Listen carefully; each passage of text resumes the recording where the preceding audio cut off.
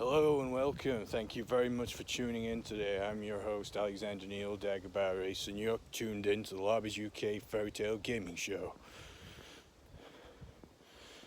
Currently on today's show, we have Alexander Neale, Dagobah Ace, representing the Lobbies UK Fairytale gaming show, YouTube's #1 source for the Tronky Peak. Oh yeah. Coming up next on the Lobbies UK Fairytale Gaming Show today, we have a small talk show cast about what direction I need to go in from today. So, technically, I am punching above my weight, considering the actual turnover potential of the industry I'm trying to enter and the technique which would be required to open a shop for selling video game playtime. Be quite expensive realistically, even in my maths. So alternatively, I need to realign time scaling with the best route of possibility, while also determining whether I'm generating interest externally or not in what I do. So really, I've got to live within my means on a budget that I've already got, or increase the budget somehow to invest it back into products and services which I need to pay for before I can start making money. Now, to be realistic, now I'm settled, and the big problem itself in solving it all sort of seems like it can exist before the hard work goes in. Practically, I do need to draw on art. I need to get better at art. That's not something I can rush, but I am prepared to stick at it. I also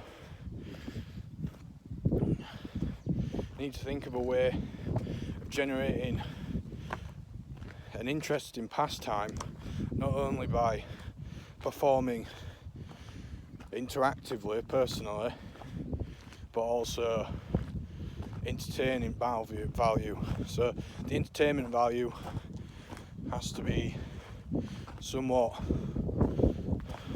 relative, but also non-offensive and appeal to an age group of anywhere between 12 and lower, because theoretically, in the way that I understand it, is anything on screen during gameplay is distracting, but also I need to entertain a whole family age during a day, any day of the year, every day of the year.